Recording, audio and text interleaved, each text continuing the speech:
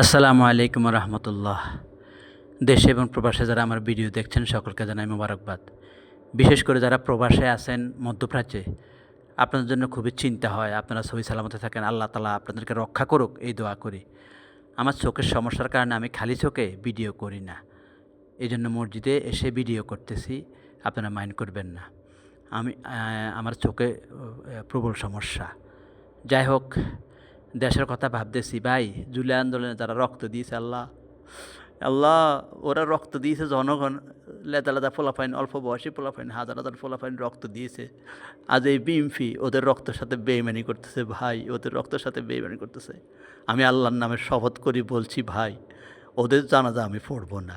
কোনো বিএনপির নেতাকর্মী যদি এই প্রতিবাদ না করে, আমার সামনে যদি মারা যায়, ওদের জানাজা আমি পড়ব না।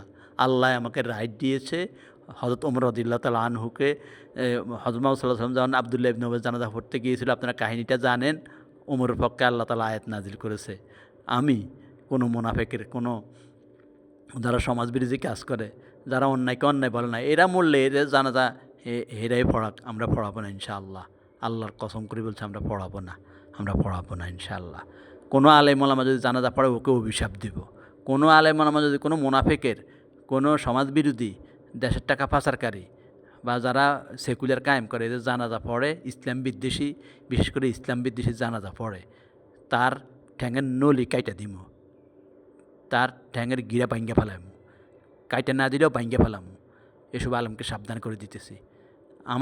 আমাদের মতো এই অন্যায়কারী আলেমদের কারণে, অসৎ আলেমদের কারণে এরা সুযোগ পাচ্ছে। তাই জুলাই আন্দোলনের সাথে ওরা গাদ্দারি করতেছে। কত বেঈমান, কত বড় শয়তান, কত বড় বেয়াদব হইতে পারে ওরা। তারিখ মরলেও মানুষ কানবে না। ওর কোনো খোঁজখবর আমি দেখছি না। যে হাইকোর্টের ই করছে, ও তো সাথে সাথে বাধা দেওয়ার কথা ছিল, বাধা দেয়নি ভাই, বাধা দেয় না। এতগুলা মানুষের জীবনের বিনিময়ে ওরা ক্ষমতা আসছে, ক্ষমতা পাইয়া ভোট চুরি করে এখন কী অবস্থা করতেছে দেখছেন। আল্লাহ ওদের গজব নাজিল করবে। ওদের জন্য আর কোনো দোয়া করা হবে না। আপনারা সাবধানে থাকবেন এবং দেশে যারা আছে তৈরি হন, রক্ত দেওয়ার জন্য তৈরি হন, আর ওদেরকে অভিশাপ দিন। আর নয় হেদায়েত করুক আল্লাহ, আমাদের কাতারে সামিল করুক, আমাদের হকের কাতারে সামিল করুক, নইলে আল্লাহ ওদেরকে হালাক করে দিক। আসসালামু আলাইকুম।